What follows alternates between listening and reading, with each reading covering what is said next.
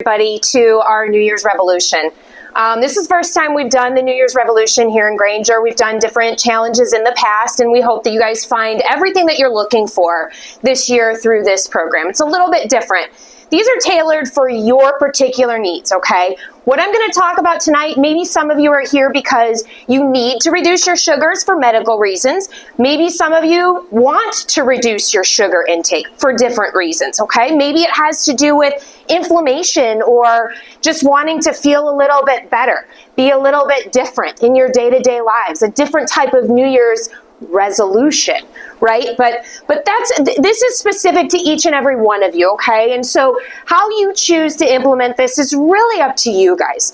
But I do want to challenge you guys to try something a little bit new and a little bit different. And tonight we're going to talk about sugars. Now, before I go any further, all of you, I think, got the handouts from outside. These handouts do go over a lot of the information that I'm going to talk about tonight, okay? Not all of it. Some of it's a little bit different, so you'll want to give it a good read when you're done with tonight, because there's just some information that I'm not going to have time to go over, and some information that might be a little more relevant to some of you. Some of you might know some of this information already, okay? So I just wanted to make sure to note that. If you guys do have any questions or want to talk to me further about any of your particular journeys, feel free to reach out to me directly. You can find me on our website. My email's out there, or you can just stop by the front desk and see when I'm in. Okay, you can make an appointment to chat with me, okay? But before I go any further, let's talk about what sugar really is. What is sugar? Now, a lot of us think of the sweet side of life when we think about sugar. And yeah, okay, sugar is sweet, okay? It does come in a sweet form, but sugar comes in a lot of different forms to us. Sugar comes in both natural and processed forms, which we're aware of, okay? We have fruit sugars. We have fruit sugars that are refined into juices that are used to sweeten foods, and we have the fruit themselves that we consume.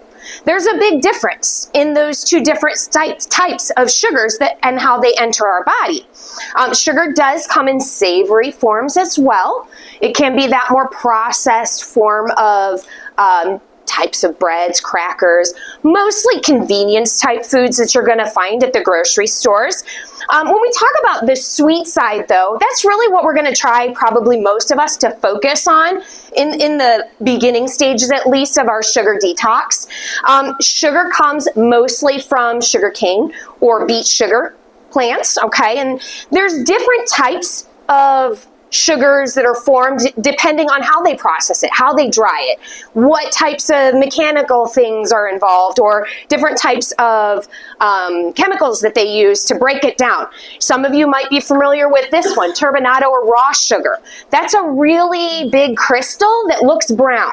That's the molasses that's still attached to the white sugar that we see in this bag right here, okay? So when that stuff is washed away, kind of processed down, we see that molasses taken out of it. So there's different flavors that we're going to get from the different forms and different types of sugars.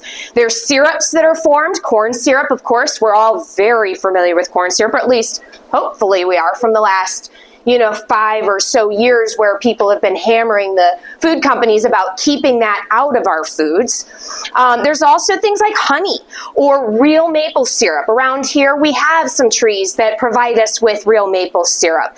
Lots of places throughout the world don't have that, but we have that here. How does that influence your sweet tooth or your foods? You do add sweets to foods in addition to consuming them through foods that are already processed. So that's what we want to start kind of thinking about, is those two things that are colliding together, okay? But we also see sugars, cane sugar, date sugar, coconut sugar. Coconut sugar is a big one right now. It's being used in a lot of different recipes. Sugar is sugar is sugar at a certain point, okay? Some sugars, like I mentioned, the turbinado sugar initially, it's going to have a different flavor. Molasses, I mentioned, it's going to have a different flavor. So are we going to use as much of something like a molasses or a date sugar or a maple sugar as we are of that white cane sugar? That's something to think about as you're going through this journey, okay? What's going to help you guys through this transition period the best? Now, here's some examples of sugars.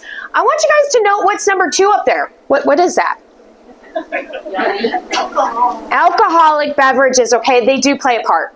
They do play a little bit of a part depending on the type or amounts of alcohols that are consumed. And I'm not advocating for alcohol, let me be clear. But I want you to understand that even if you are just having one glass of wine a night because that's what your doctor said is okay for you, the amount that's in that glass of wine matters. If it's 4 ounces or 8 ounces, that's going to make a big difference, okay, in your body and how your body processes and what the outcomes are. Okay, the type of wine that you're consuming, if it's a sweet wine or if it's a white wine that's drier or red wine, there's going to be different amounts of sugars in the different types of beverages that you consume, okay? So alcoholic beverages do matter, and I do recommend that you seriously consider cutting them all out, okay? You can get the same benefits from eating grapes as you can from drinking wine.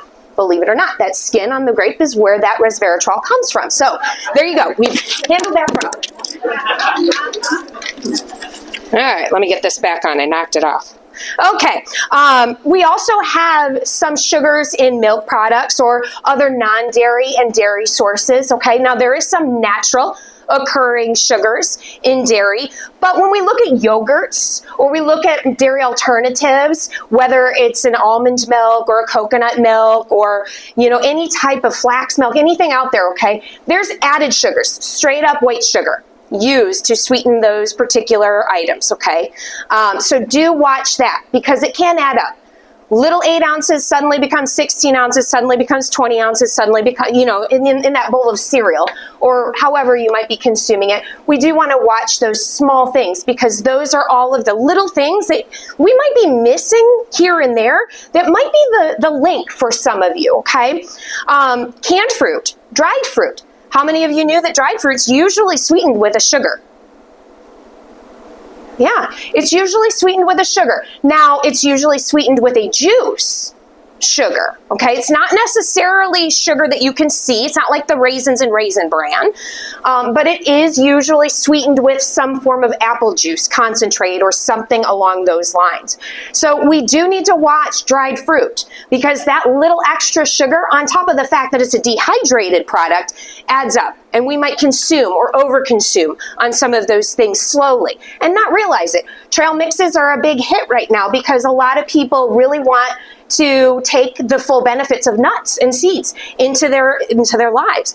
And that's great. But if we're having a little bit of cranberries, a little bit of raisins, a little bit of apples, a little bit of, all of those things, okay? So that's why I want to make sure that you're starting to think about this. Of course, cereals. We all, I think, are on the same page with cereals. Potatoes, green peas, and corn, though, are also types of sugars. And I think some of you probably already know about the potatoes, and peas and corn might be a little bit new to you. Sugars come in different forms, though. And what's unique about all of these sugars is that they're digested very rapidly into our body, and these are what cause swings in our blood sugar, which even if we don't have issues with blood sugar management, it still causes swings in our mood, in our anxiety, in our stress levels, in our happiness, or all types of different emotional triggers that we have. Food is emotional. That's what the food companies want. They want us to have an emotional attachment to their product. They're selling. They're trying to make money, not to feed us necessarily. I mean, yes, they want to feed us, but we can grow what we need if we really wanted to. So they're trying to get us addicted and to make a profit. So we need to be advocates for ourselves and make sure that we're going for those products that are going to benefit our health the most, okay? I'm not necessarily advocating for kind granola in this picture, but I just want to use this as an example. There's a lot of sugars in things like granolas, just like cereals. It's hidden in there.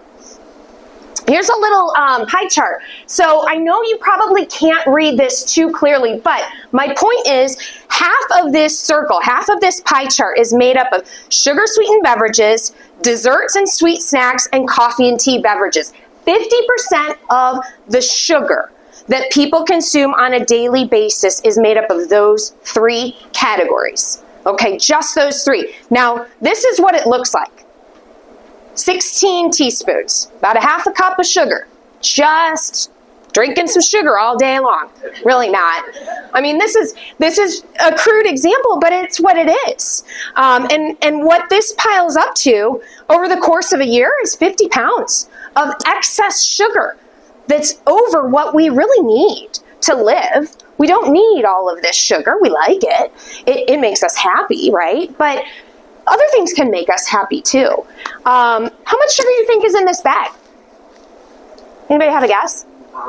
A pound? 3 pounds? That's a good guess. 3 pounds? 3 pounds? It's about 4 pounds. Yeah, so more than 10 times that bag is what is consumed by the average person over the course of the year. Yeah, that leads to a lot of problems, right? It leads to a lot of problems. What are the types of problems? Well, inflammation. We don't feel so good physically, okay? Our joints get inflamed. That's a big one, okay? I have a lot of people that I see that have back issues, things like fibromyalgia or other types of neurological issues that people are dealing with. I've had people that I've seen with lupus that have done immensely well with their therapies when they've started to cut out a lot of the sugar in their diet, most of the sugar in their diet. Weight gain, of course, is something that can happen, okay? If we're consuming a little bit more every day, this little bit becomes a lot. And beverages, again, as much as we see those advertisements and those commercials for, balancing what you do with what you take in, that the little, I don't know if you guys have seen that on the little displays in the grocery stores. There's like a little scale that they have. Maybe some of us see through it because we've seen it so much. It just is a message from the beverage companies to, make sure you're not overdoing it, right? But it's still an issue. And I think some of it is led by those coffee beverages and the teas that kind of hide some of those sweeteners in the background. Lower nutrient intakes. This is a big issue. This is a really big issue because our body can't metabolize, it can't function as well without certain types of vitamins. And if we're consuming foods that are higher in sugar, a lot of times they're lower in all different types of nutrients, okay? We're not getting the B vitamins that are essential for how our body uses the food that we eat. We're not getting things like iron or calcium. Iron is needed for us to breathe better, right? And for our cells to function. Calcium, if you guys didn't know it, we think it's just for our, strong bones and teeth. And yes, it's good for our structural, function. But what do we really need calcium for? We need it for our heart to beat. We need it to walk from place to place. We need it for every muscle movement that we do, whether we're thinking about it or not. Okay, so calcium is very, very important. And when we're eating foods that are processed and don't have these things in them, we're starting to draw from our storage. And then problems start to build up with different parts of our body. Rise in blood pressure, leading to things like hypertension potentially, okay? A lot of people that I counsel that have hypertension as an issue from their doctors, the first thing that I start to work with them on is weight management, okay? Not necessarily, attacking really hard the salt. We do talk about salt because when we eat salt, we retain water, and that is a form of weight retention, right? But we really want to work on the food side too, because that is correlated with improvements in hypertension and lower blood pressure as well. So lowering things like the processed foods that we're consuming really helps with that weight management side. Increased cholesterol, and this is specific to triglycerides, okay? So individuals that do have heart disease or maybe, are kind of on that cusp, okay? Sometimes I see this more in men under the age of 50. Sometimes I see this in women over the age of 65. It really is, it kind of is a mixture, but I am starting to see it in younger individuals, 20, 30-year-olds as well. Triglycerides, it's a storage form of the sugar that we eat, our food. Okay, and when our body doesn't have places to store it, it floats around in our blood, and then that makes our blood thick, and that makes it really hard for our heart to pump that blood. So that's why we see the increased, incidences of things like cardiovascular disease. That's what CVD stands for, cardiovascular disease. So different types of damage that happen on an arterial level that cause blockages and potential death. I'm seeing a lot of fatty liver disease, not just type 2 diabetes, but a lot of fatty liver disease risk increasing. Kidneys too, to an extent, because of higher blood pressure, but more so I think the fatty liver. And the body has a remarkable way of healing itself if we do address it through diet. And like I said earlier, some of you may not need to make big swings, you know, and some of you may not be ready for big swings. Just try something. Try small steps. Do what's right for you. Don't do something that's going to make it too hard for yourself to accomplish a goal. That's the point of this being a 4-week program, is so we can try things and kind of modify them on the way as we go. We're all here to help coach you along. So let's do this as a team instead of trying to do it on our own and, you know, kind of losing track. If you guys have an issue, if you're concerned, or if you're scared, or, you know, if there's something that you're up against and you're just blocked, talk to me. I'm here to help you, okay? All of it is added, though, when we look at foods that are processed, okay? How many of you are familiar with that bar that's called the Fig Bar? Yeah, because like it's called Fig Bar. Literally, it's just called Fig Bar. It's in a small package, 2 of them. So this is the ingredients for Fig Bar, if you haven't looked at them. So I'm going to read them to you. Whole wheat flour. Sounds good, right? Then we've got cane sugar, fig paste, brown rice syrup, raspberry jam, which includes naturally milled sugar, cane sugar, glycerin, rice starch, raspberries, apple powder, natural flavor, whatever that is, pectin, citric acid, locust bean gum, canola oil, whole grain oats, glycerin, fruit juice for color, sea salt, natural flavor, citric acid, baking soda. So there's a lot of sugar in there. Okay, if you guys haven't looked at the package, for a long time it was labeled as per fig bar.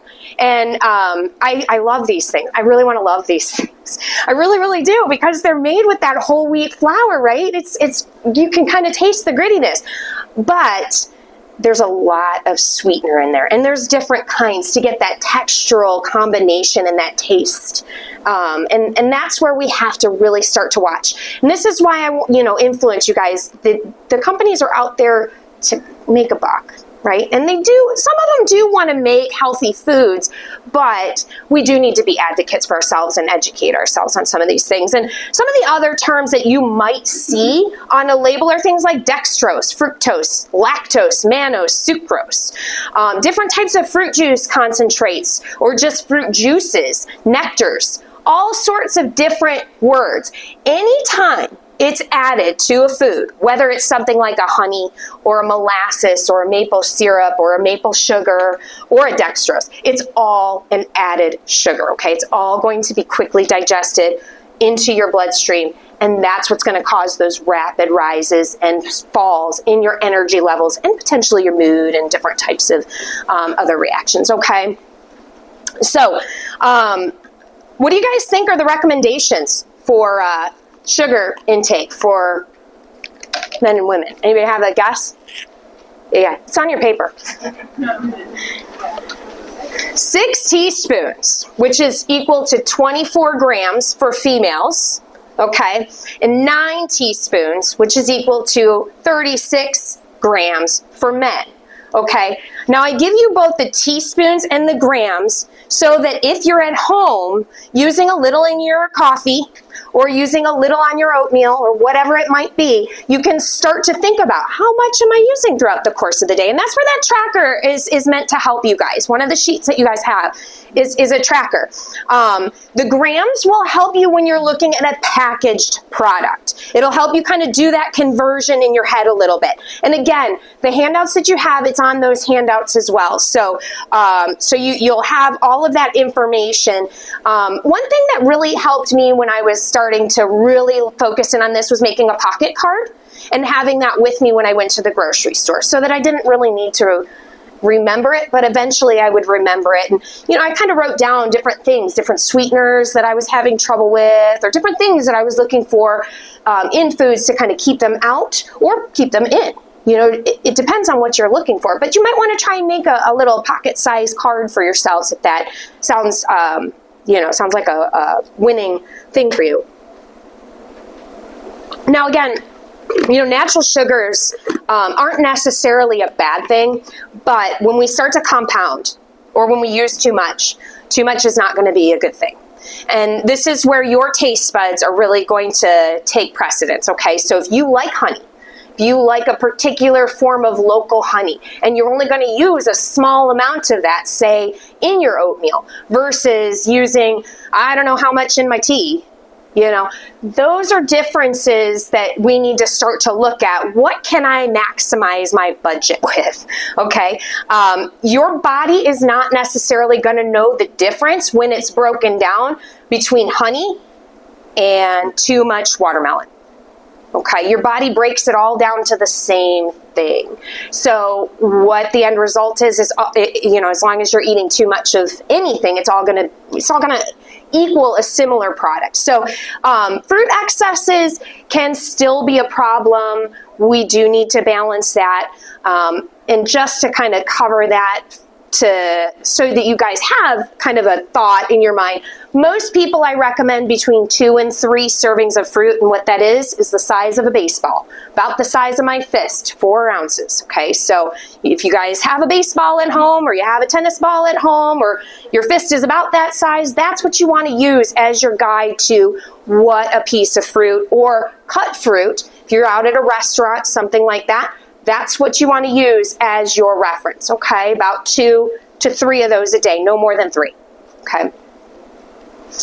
Now, sugar does cause a rise in this neurochemical, this brain chemical called dopamine.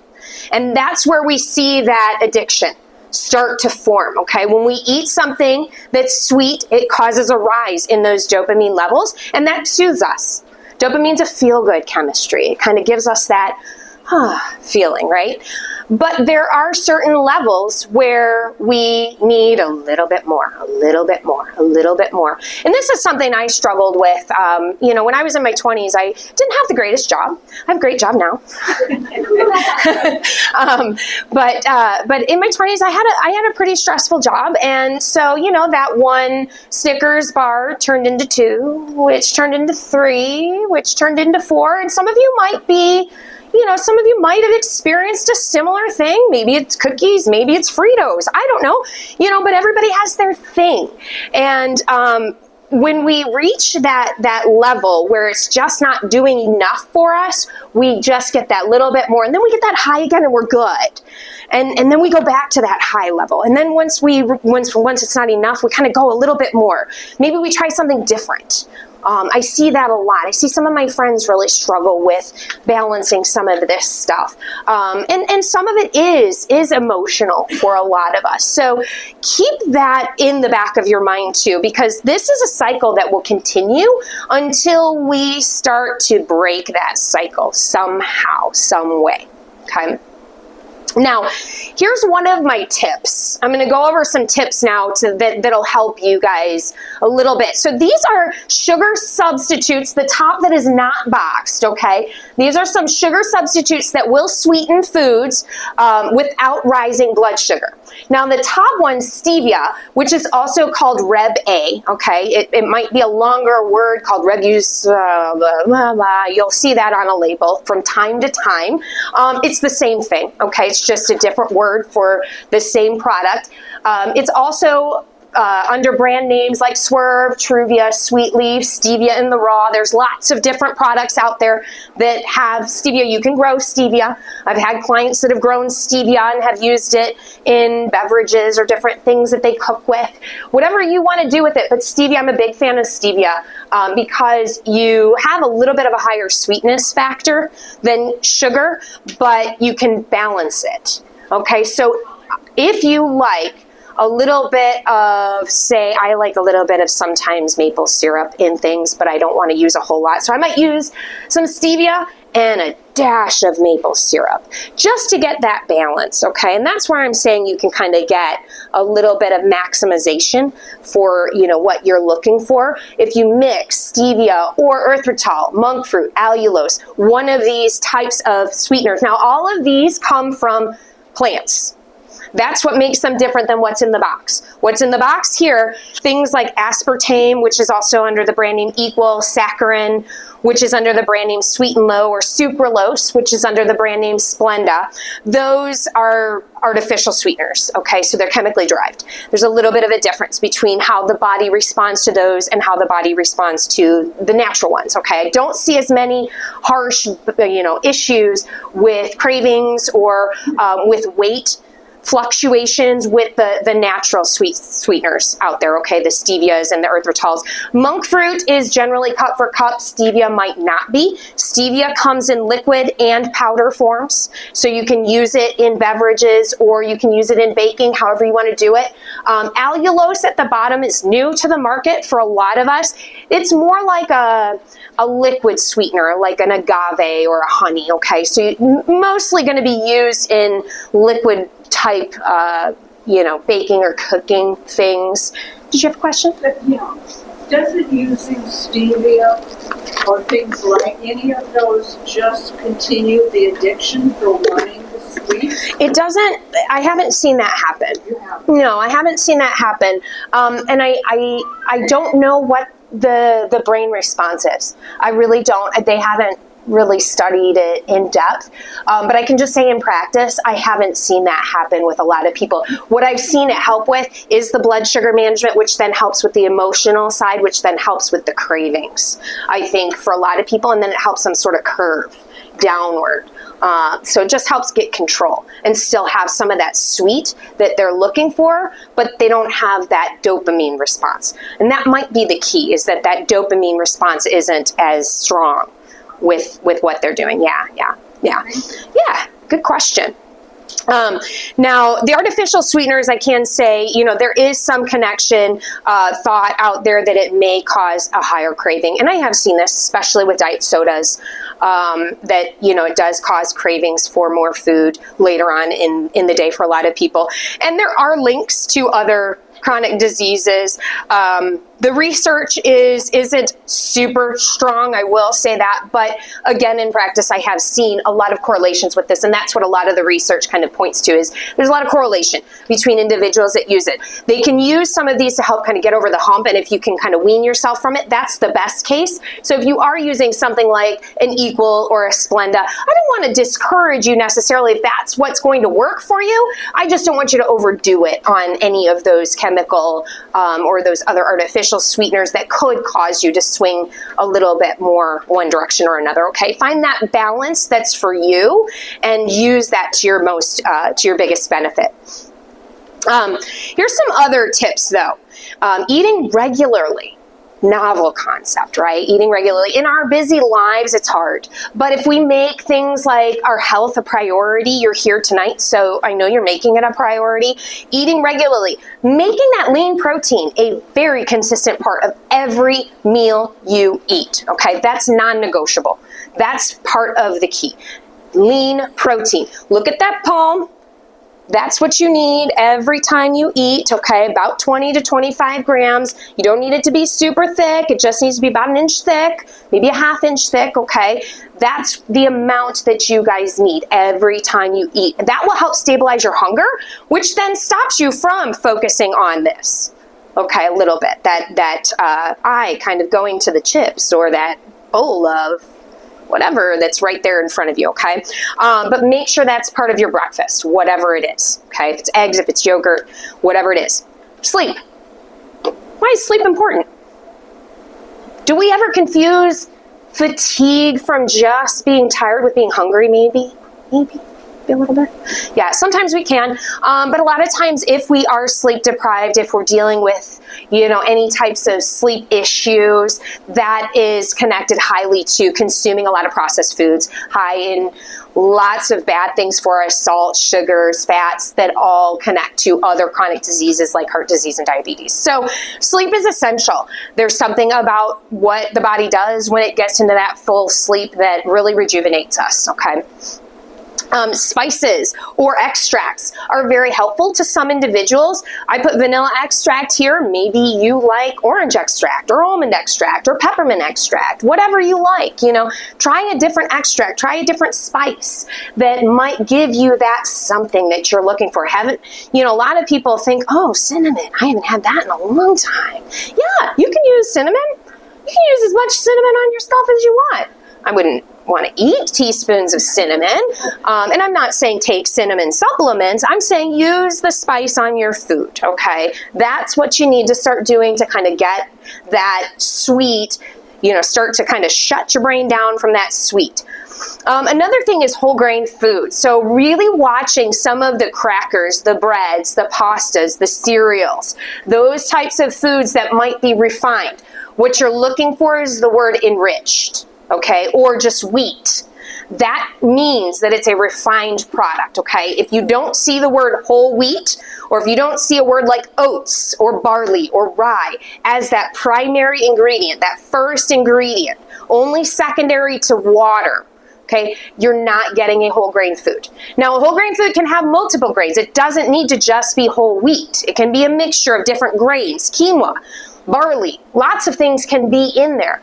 But we want to try and watch those refined components because those are digested super quick and those are part of that process, okay? So, you know, I have a couple of other ones up here like wild rice, farro. Those are other options. Lots of different price ranges listed up here, so know that going into it, but really watch those whole grains. The alcohol, I mentioned this, watching your portions. A 12-ounce beer. Now again, I'm not advocating for you guys to have alcoholic beverages, but if you are having any alcoholic beverages, this is what's recommended. Okay, only one 12-ounce beer, and I'm not talking about just any, you know, not a super heavy micro brew that just fits in a 12-ounce bottle. I'm talking about a light, you know, light type of beverage. 4 ounces of wine. So no more than what this sugar looks like in this cup. Okay, if you need to switch cups, switch cups. If you need to, you know, not ask for it with dinner at the next time you go out to dinner, then, you know, maybe we skip that. Maybe we, you know, save it until after dinner and not drink the whole glass or share it with somebody. No more than 2 ounces of liquor. Really, it should be about 1.5 ounces of any type of liquor. But our mixers are really where the problem can be for a lot of individuals. So keep that in mind if liquor is part of the equation. Only one of these, okay, per person per day. For men, 2 servings technically, but you know, really try and keep it to that one if you can, because that's going to be the best for everybody. Fruit is helpful, not harmful, okay? So thinking about certain types of fruits that can cut your sweet tooth. I mentioned grapes earlier. Grapes, if you like them, can be a very useful fruit. Slowly kind of popping those grapes and making sure you're putting them in something like a cup. You know, and if you're going to just kind of pop it while you're sitting there watching TV at night, you know, or freezing the grapes, that's a little bit of a different texture that some of my clients really enjoy. Freezing any kind of fruit or buying frozen fruit to begin with. You know, frozen pineapple. Those are really great things for people to have on hand. But dates. Have any of you tried dates? I know Dell has. Dates are a really, really, really great fruit. As long as we don't overdo it. You know, dates can be very high in sugar, but if you're looking for that something, okay, and this is kind of one of my secrets. Dates are my kind of chocolate craving food, I guess, if you will. I used to be a big chocolate peanut butter person. There's more of a caramel flavor to me, but they really satisfy if I'm like really wanting, you know, something that I just can't get that sweet tooth out of my mind. Dates are a really, really helpful tool for me. Sometimes so are plums, dried plums or prunes. And they also have a lot of fiber and vitamins and minerals in them that you're missing out on if you grab like the, you know, cookies out of the pantry. So you're kind of making up, you're getting a little good, you know, a lot of good with those dried fruits. Baking or grilling in the summertime is very helpful at bringing out different natural sweeteners, so it kind of alters that flavor, and using different spices or things like balsamic vinegar that's reduced on our fruit can really help that tang that vinegar that can really help cut the sweet tooth for a lot of people too. That's something that was helpful to me as well. Removing the temptation. So your environment, think about where your environment is, that's most tempting to you, and think about how you can alter it. That's one of the most simple things that I think helps people out. If you have a bowl of something, or if you have that box of, or if your kitchen is set up with everything kind of there, how about we just sort of rearrange things, okay? If something's a big temptation, but you don't want to get rid of it, is your freezer going to be helpful? My mom puts chips in the freezer. True story. She puts chips in the freezer so that she doesn't go after them, every 5 minutes. So, freezers can be helpful tools. Some of you might have deep freezers. I don't want you to fill up your deep freezer with a bunch of chips, but, if you can use your freezer to help you out and portion you down, that might be something to think about. But really thinking about that environment and how it's set up, and making sure that if something's a temptation and it's right there in front of your face, maybe moving it and seeing how that adjusts what you do, okay? Because sometimes the suggestion is all we need. And this is something I read, and I don't know if this will work for some of you, but count to 25, count to 15, I don't know, count. Do something, I think this is like more of a brain retraining thing, where we're just doing something else to kind of distract ourselves. Try it and see if this helps. It might help some of you. Maybe you really want that sweet, and you know what? Doggone it, if you can't get it out of your mind that much, maybe you should have a little bit. Because I'm not saying it's off the table. I'm just saying let's try and manage it differently, okay? Where do your cravings really come from? This is a big one. What are your triggers? Is it something that's stress related? Is it something that's just, environment? Is it just that suggestion? Where is that trigger coming from? Really thinking about that stuff starting this weekend and kind of moving into next week. So, okay, we don't start really the New Year's revolution until next week, but start today, start tomorrow, start now. What are we waiting for? That's why we wanted to have the talk a week ahead of time, so we could start to make those changes moving into the program. Think about, these types of things as you're going through it, so that it can help you. Slowing down, if you're going to have it, let's savor that sucker. Let's savor that ice cream, okay? Maybe don't get the whole big shebang ice cream. Maybe just get a kid-size ice cream right now and really slow down. Maybe eat it with a smaller spoon, or, maybe set the spoon down every once in a while and have that swig of water. Okay, it'll really change your pace.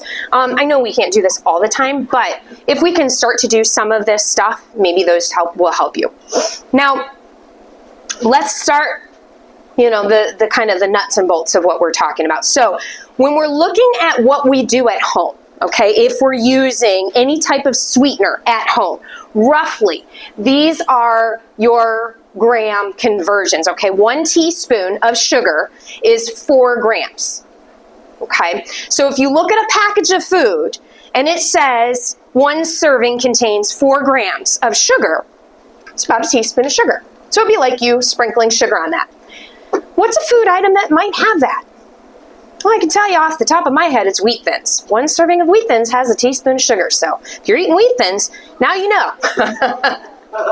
It's hidden in a lot of things. Yeah. I like Wheat Thins too, but maybe we just need to stick to 1 serving of Wheat Thins and not have 2 or 3, right? That's the whole point of this. A tablespoon of sugar, 12 grams. Okay, so if you're looking at your granola, or if you're looking at a cereal, or whatever you're looking at, okay, 12 grams of sugar is a tablespoon. 1 tablespoon is equal to 3 teaspoons. Okay, so there's that conversion. So if you're cooking at home, that's why I wanted to give you that. And then 1 cup of sugar is 16 tablespoons. Okay? So you have kind of that. So this is about, like I said, this is about a half a cup. So it's about 16 teaspoons in there. Okay, so when we're shopping, or if we're just going to raid our pantry at home, we're going to go through some exercises here to help you guys start the count, okay? So I gave you the conversions for at home, and they're on your handouts as well, okay? But first thing we're always going to do when we look at a label is we're going to look at serving size, okay? Why is serving size important? What'd you say? So you know what the data is based on? Yeah, you know what everything's based on. So all of these numbers, I'm not going by the percentages, okay? I don't want anybody to get confused. These percentages are very helpful. And if you have been going by percentages, talk to me afterwards. I will clarify that for you. But I want to look at the numbers, okay, that are right next to this side, okay, of the label. So all of these numbers have to do with your serving size, 2/3 of a cup. Okay, in this particular example. So in 2/3 of a cup, there's 12 grams of total sugar. And that's the second thing you're gonna look at. So those two things, serving size and total sugars. Now, total sugars is underneath total carbohydrates. Okay, so it's included in the total carbohydrate column. You wanna look at the sugars specifically because that's what's connected to a lot of the health issues like the inflammation, the chronic diseases that we see, some of the dopamine responses. This is what we're looking at, not necessarily total carbohydrate. Total carbohydrate combines different types of starches, fibers in the food as well. Those don't have the same effect on blood sugar, okay, as the total sugars do. Is that clear? Anybody have any questions about that? So total sugars is what we want to look at. If you are, managing your blood sugar, you still do need to look at total carbohydrate if that's part of your medication management. Okay, so this is for like a non-medication, non-medicated situation. Okay. Okay, so I have two examples here. So I have a Cheerios box, and this is actually that Fig bar box on the other side, the blue one. I got the blueberry. So what's the first step? Let's look at the serving size. So what do we see for the fig bars? The serving size. Can anybody see that? One package. Okay, so if I eat the whole individual package, that's what this information is going to be based on that whole package. What about the Cheerios? Man, this is complicated. Oh my gosh, okay, so am I 4 years or older, or am I 1 to 3 years old? Now, this is funny right now, but this is real. Like, you're gonna get in the grocery store and you're gonna be like, oh my God, there's all these options. I never even thought about this. Okay, so I'm 4 years or older. So my serving size is 1.5 cups. Okay, so I have two different columns here that I need to look at, right? This is the column that we really want to focus on, okay? This one says age 1 to 3 years, and this one over here is the 4 years and older column, the one that's furthest to my right ear left. So next thing we want to look at is total sugars. Okay, so what do we have for the fig bar? What's the total sugars? 19, yeah, 19. So anybody do that quick conversion? That's a tablespoon of sugar, right? What about our Cheerios? A little harder to see. 2 grams. 2 grams of total sugars in there, okay? I don't think anybody's surprised that regular old Cheerios doesn't have a huge total sugar. But if we start looking at multigrain Cheerios, you might be a little surprised. Okay, I'm just throwing that out there for you. Okay, so let's have a little bit of fun here. So what's our serving size here? 1 bar. This is not the fig bars, okay? Now, what if I ate 3 bars? Yeah, 36 grams of sugar. Now, pop quiz, what's the grams of sugar for a female? 24. Yeah, that's really fast. How that added up, isn't it? Just in 1 box of something. And that it meets the male recommendations, right? So we're at the threshold there. So that's kind of a lot in one thing. So this is actually something that my mom ate. she happens to have celiac. Well, she's on the border of celiac, which means she has to follow gluten-free products. And so I wanted to bring this up because a lot of gluten-free products do use a lot of sugars and starches, and I've seen issues with weight management and potential blood sugar balance issues because they just don't have that, some of the products out there don't have that right combination for everybody. So if you are following a gluten-free lifestyle, do watch some of the products that you might be buying, the breads or the crackers or the different types of products, okay, because of that starch component. Not all of them are like that, okay? I don't want, and if you don't need to be gluten-free, there's no reason to follow gluten-free. Get a lot of combinations of different grains in your diet. Okay, now we have a couple of other things here. So this on the right here, or on my right, your left, is a package of, it's a mix. It's a muffin mix, okay? So, oops, sorry. I thought I had the circles on this one. So the mix, 1/4 of a cup. Well, does anybody really make 1/4 of a cup of whatever it is? We usually make multiple, right? Well, what's my total sugars? 17. 17. Wow. So that adds up fast, right? Man, muffins. What about this one? What does this look like to you guys? It's a condiment. Yeah, it's a condiment. It's actually, what was this? This was a Trader Joe's condiment. It was something like a sweet Thai chili sauce or something like that. At any rate, 2 tablespoons is my serving size here. So the second thing I'm going to look at is my total sugars, which is 8 grams. 2 tablespoons, 8 grams of sugar. That's a bummer, right? Condiments are a hidden source. And it's not just things like sweet Thai chili sauce, because I think in the name, we kind of get, okay, there's some kind of sweetener used, right? But a lot of different things have sweeteners in them hidden. So we want to watch those condiments, and we really want to stick to a serving size, okay, and limit what we're having. Lots of foods have sugars in them, things like chips, crackers, breads, okay. I don't think the cereals, again, is not a surprise to most of you, but how much is in them might be a surprise to some of you, okay, and what you're consuming, maybe you'll think a little bit differently about what you're choosing or how often you're choosing to have it.